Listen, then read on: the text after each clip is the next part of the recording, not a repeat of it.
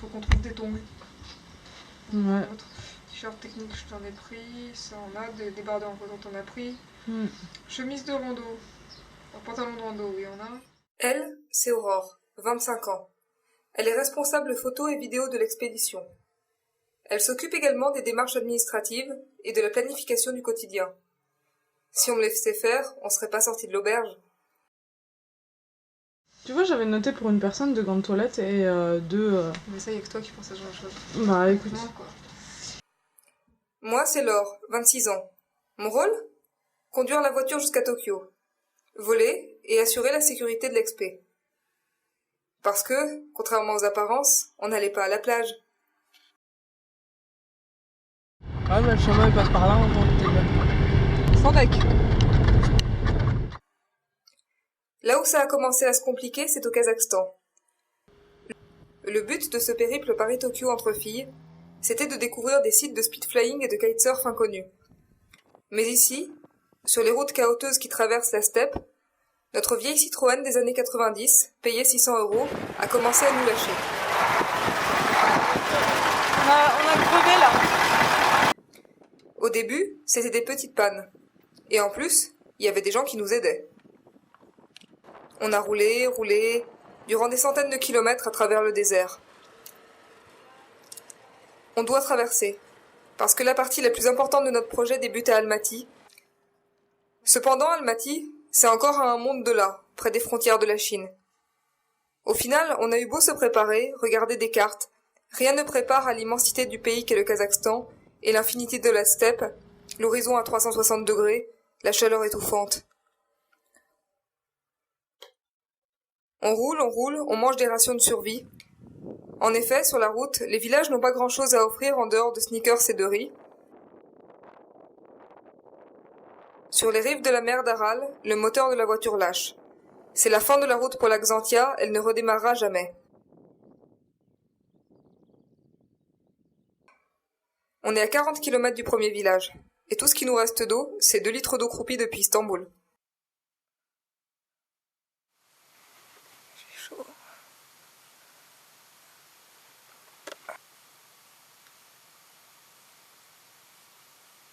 T'as déjà marché 40 bornes dans ta vie ?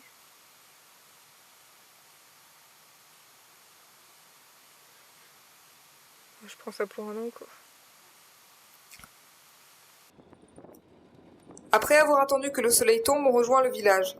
Puis on réussit à trouver un local qui accepte pour 80 € de venir chercher la voiture. Il la dépose dans un garage local. Mais c'est évident, la courroie a cassé, le moteur est irréparable.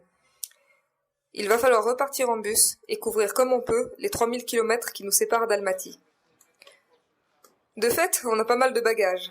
Plus de 100 kilos de matériel, en comptant la voile de speedflying, les kites, le matos de trek. On est chargé. Pourtant, on a abandonné tout ce qui était de moindre importance dans la voiture. Et pour dormir, j'ai connu plus confortable. Les 2 bus que nous empruntons roulent avec le chauffage à fond, pour refroidir le moteur.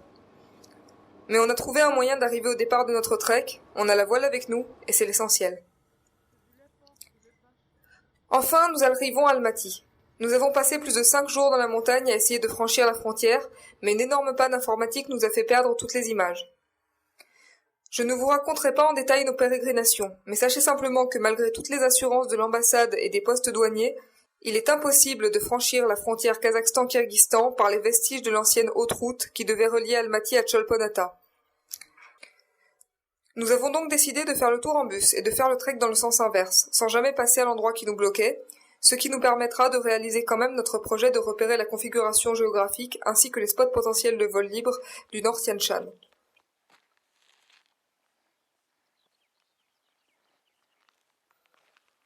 Nous sommes donc enfin sur les rives d'Issyk-Kul, un soir de juin, et c'est maintenant que le trek commence.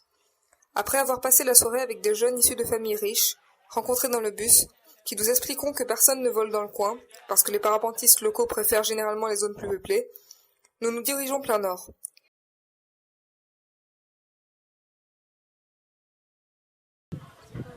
Grigorski ущелья.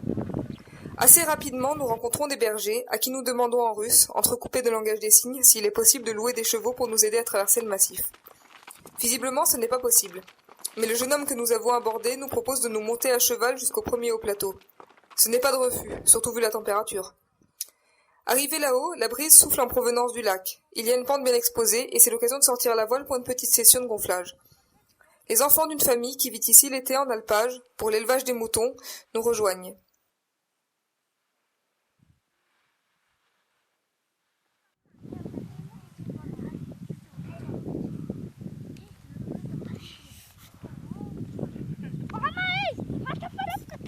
Les petits sont fascinés par la voile, et après avoir vérifié leur poids et demandé l'accord aux parents, j'accepte de leur faire un peu de pentécole. Tu t'essouffles. Очень интересно. Интересно. Да. Парашют. Да.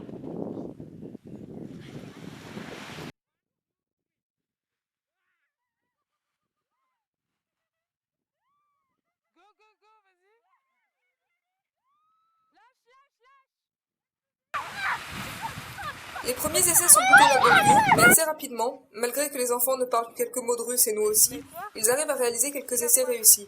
Certains des petits arriveront même à faire quelques petits vols. Ils ont tous l'habitude de monter à cheval, mais leur aisance est impressionnante en considérant les conditions du cours et au bout de si peu de temps.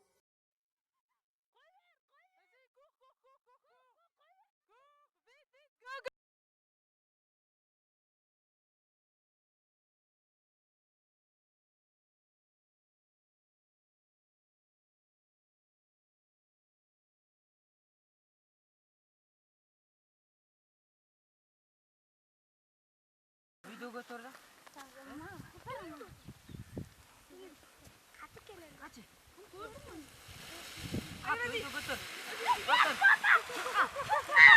Go, go, go, go, go! La session a duré longtemps, près de 4 heures. La nuit va tomber, il est temps pour les enfants d'aider à rentrer les bêtes.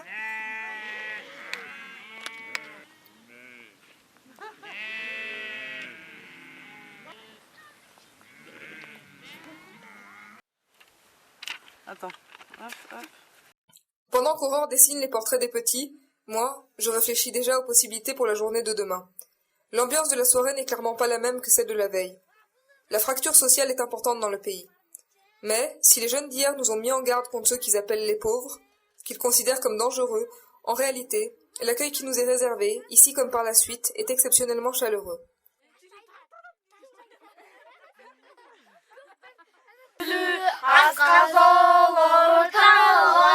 Nous passons la soirée à regarder les petits chanter et danser autour d'une tasse de thé et du repas traditionnel, du yaourt et du pain, préparés sur place par la mère de famille.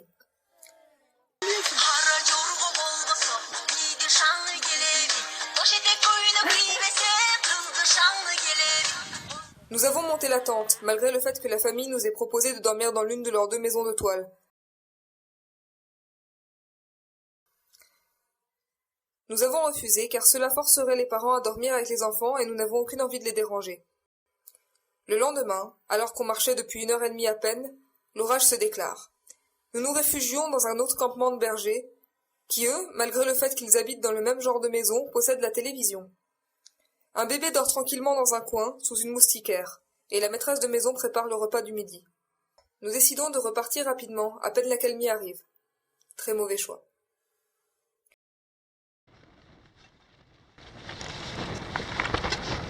Bon, bah on s'est juste pris des seaux d'eau, hein. Et c'est la tempête, au point qu'on a été obligé de monter la tente. Juste au-dessus, il neige.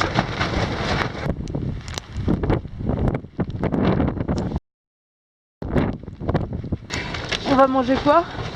Du saumon, ouais! On mange des pâtes au saumon. Alors ça a disparu puisqu'on a pris la flotte, mais bon. Pâtes au saumon.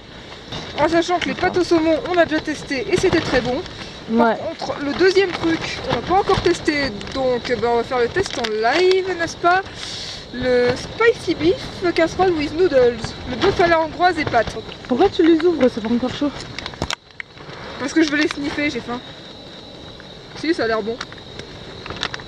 Nous reprenons la route après 24 heures d'interruption. Il fait beau, mais cela ne dure pas. Et quelques centaines de mètres de dénivelé plus haut, nous croisons d'autres cavaliers, 2 frères, qui nous invitent à prendre le thé chez eux.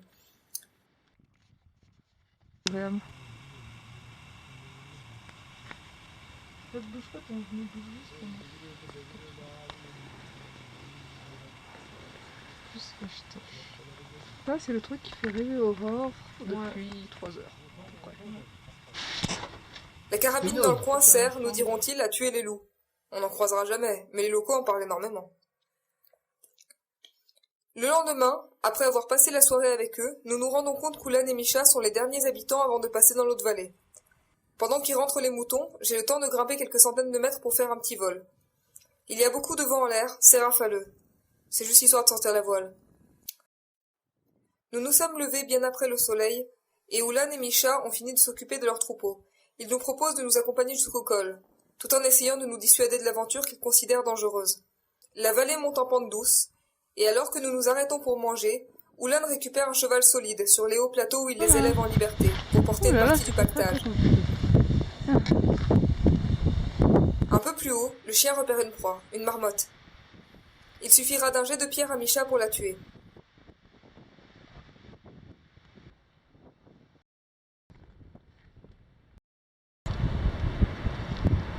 Genre les meufs qui partent en autonomie quoi.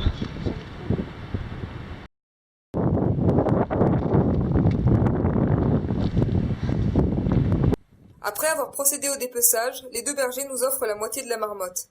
Et, d'un geste explicite, Misha nous explique que c'est notre dîner. Plusieurs fois durant la marche, ils s'inquiètent du fait qu'on risque de geler là-haut. Nos vêtements techniques leur paraissent légers. Snieg, snieg, la neige. Wulfu. Les dangers de l'aventure leur paraissent multiples. Avec les voiles et tout, tu vois. Ouais. Au moins, ça te image vraiment magnifique sur un col comme ça. Ils parlent d'un wagon pour dormir, où nous pourrons nous abriter du mauvais temps, mais nous ne comprenons pas réellement de quoi ils parlent. Misha a fait demi-tour, nous expliquant qu'il fume trop et qu'il n'a pas l'habitude de monter aussi haut. Nous arrivons au col quasiment au crépuscule. Effectivement, il y a un wagon, qui est probablement resté là après l'abandon du chantier de la route, à la fin de l'ère soviétique, bien que des inscriptions à l'intérieur annoncent des dates bien antérieures. Ulan nous prépare un feu, avec des bouts de bois récupérés dans le wagon et alentour. Ce n'est visiblement pas le premier à le faire. Une partie des murs ont été arrachés et de la cendre traîne dans un des compartiments. À peine avons-nous eu le temps de le remercier qu'il nous salue et repart déjà. Et nous restons seuls au wagon, à 4000 mètres d'altitude, avec la nuit qui tombe sur le glacier. Ouais. Il fait froid, de toute façon, viens, on se rentre dans le wagon. C'est le moment où nous essayons de faire cuire la marmotte. Après tout, on est curieuse et ça fera toujours des protéines.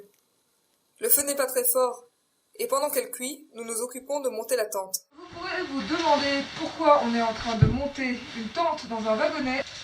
Parce qu'en fait, ici, il fait froid. Et qu'on a des duvets qui vont de 0 à -5. Et je pense que ça va passer, mais comme j'en suis pas tout à fait sûre, bah, ça coûterait de monter la tente. Ça nous fera une protection thermique en plus. Je pense que le campement de demain, ce sera dans la sneak encore. Ouais, possible. Hop là. Ça dépend où est-ce qu'on vole, tu vois. Hop là. Bah, il fait beau, il est tôt. On a fait notre objectif de la journée, c'est-à-dire qu'on a battu 1000 mètres de dénivelé tranquille. On a volé ce matin. Chouette petit vol au demeurant, malgré le fait que c'était quand même bien dégueulasse en l'air. Donc, si vous voulez, c'est la bonne journée, quoi. C'est vraiment qu'on n'avait pas fait une vraie bonne journée comme ça. Une journée bien rentable. Voilà, c'est la journée rentable. Matelas, matelas. Putain, un café, ça va faire du bien. C'est là on se demande pourquoi j'ai mon PC avec moi. Un PC qui pèse 2 bons kg 4, hein, le chargeur et tout. Évidemment, on peut pas charger, parce que le panneau solaire, ça donne sur l'USB, ça donne quand même pas sur des prises normales. Bah, la vérité, c'est qu'il n'y a pas de consigne à l'aéroport de Bishkek. Et qu'il y avait vraiment nulle part où on pouvait le laisser. Donc là, on a laissé les voiles de qualité et tout, c'était pas une consigne, c'était les douches de l'aéroport. Ils nous ont dit clairement de ne surtout pas laisser le PC.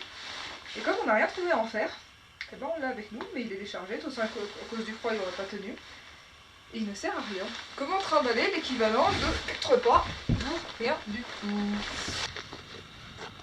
Avec les montagnes en fond, elles sont de... Ça dalle. Ouais, vraiment, t'as envie de manger de la marmotte grillée ou quoi? Oh, j'ai les hanches complètement bousillées des 1000 mètres de dénivelé d'hier. Moi, c'est mes genoux.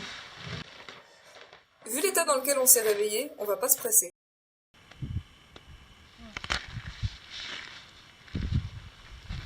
On fait fondre de la neige tranquillement pour le petit déjeuner, on mange copieusement et on repart pour passer la porte inaugurale rouillée qui chevauche le col. Ok, on dit au revoir à cette vallée, qu'on ne reverra probablement pas de sitôt. Sur le glacier, ça vole pas aujourd'hui. Ok, bah maintenant on va découvrir ce qui se passe dans l'autre vallée. Il y a le vent qui s'ouvre dans la porte. Et j'espère que de l'autre côté ça vole. Parce que le vent rentre d'ouest. Et là on arrive à l'endroit que j'ai envie de voir depuis le début du trajet. De l'autre côté de la vallée. On y arrive à 11 h et on se rend bien compte que ça ne volera pas.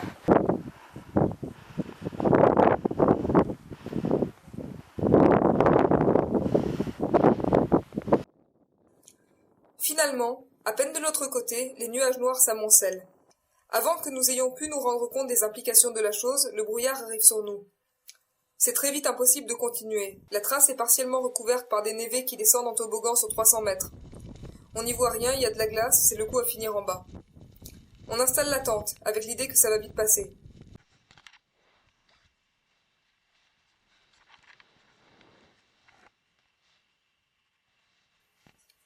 Bon, au début, on est vraiment gelé, alors on s'enfonce dans les duvets. Et puis, 1 heure plus tard, c'est toujours pas passé, il neige. Alors on se dit qu'on va manger sur le pouce.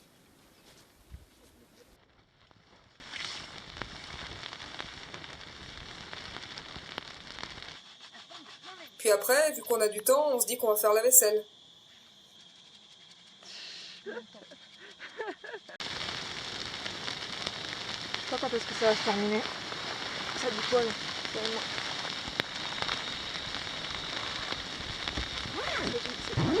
Sur la vallée, donc on n'est pas sorti de l'auberge. Mais 6 heures plus tard, il neige toujours. Alors ouais, on sait que c'est pas à refaire à la maison, qu'il faut pas faire chauffer les réchauds dans la tente, mais on crève de froid. Il neige dehors. On pourrait le faire sous l'abside, ok, mais on a un peu trop froid. Parce qu'avec tous les gens très malins qui nous ont dit qu'on n'allait pas vers l'Alaska, bah ouais, on n'allait pas vers l'Alaska, mais honnêtement, en fait, quand vous êtes à 4000 et que vous prenez une tempête de neige, vous avez beau pas être en Alaska, faut être équipé. Alors bah la marmotte, hein, on l'a un peu avancée, mais pas fini. Il va falloir qu'on la finisse après. Enfin, la marmotte froide, je vous assure que... 2 jours plus tard, le soleil brille enfin, une véritable accalmie. On va enfin pouvoir repartir.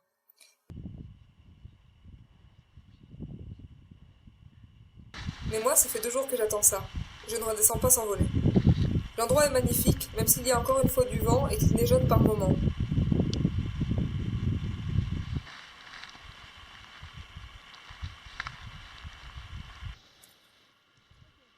Mais les conditions météo ont de toute façon peu de chances de s'améliorer.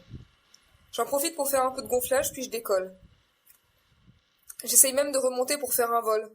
Ma caméra n'a pas marché et je garderai bien un souvenir de l'endroit, avant de me rendre compte que les nuages reviennent et qu'on a tout intérêt à filer d'ici le plus vite possible. Aurore a du mal à descendre. Dans la montée du col, elle s'est tordue un genou déjà fragile dans un pierrier. Et même si je porte une bonne partie de la charge, 25 kilos, elle porte quand même 17 kilos sur le dos, ce qui ne rend pas la descente en ramasse facile, surtout sans piolet. Il neige sur le chemin, mais on a de la visibilité, il n'y a pas de quoi s'inquiéter. Par contre, on arrive à la sortie de la gorge sous un soleil radieux. Chouette, une yourte, on va pouvoir manger un truc frais. La yourte aperçue au loin sert de camp de base à une division de chasseurs alpins locaux, la brigade des loups, qui garde la frontière. Nous remplissons quelques formalités, nous donnons nos numéros de passeport, nous montrons nos visas. Puis, en attendant le repas, je ne sais pas où je trouve l'énergie, mais je remonte en courant pour faire le vol du soir. Au-dessus de la yourte, il y a un petit vol de speedflying possible. Pas grand-chose, une pente-école géante, mais largement de quoi s'amuser, et surtout, de quoi contempler la vallée vue du ciel. Le soir, les militaires nous invitent à manger. Ils nous font raconter notre périple, et s'exclament « Crazy girls, strong girls ». « Vous êtes folle », mime le chef en souriant.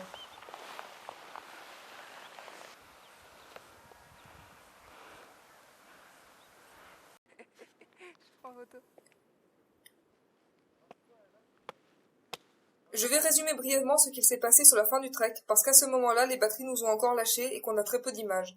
Nous sommes partis le lendemain, suivant la vallée en direction de Kémine. Kuba, le plus jeune des militaires, nous a accompagnés un bout de chemin. 2 jours et demi plus tard, nous étions à Kémine, dans un paysage à nouveau désertique. On avait quitté la vallée alpine.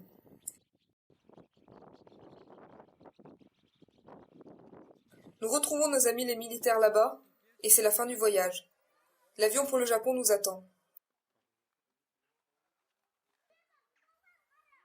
Finalement, nous n'aurons pas récupéré la voiture.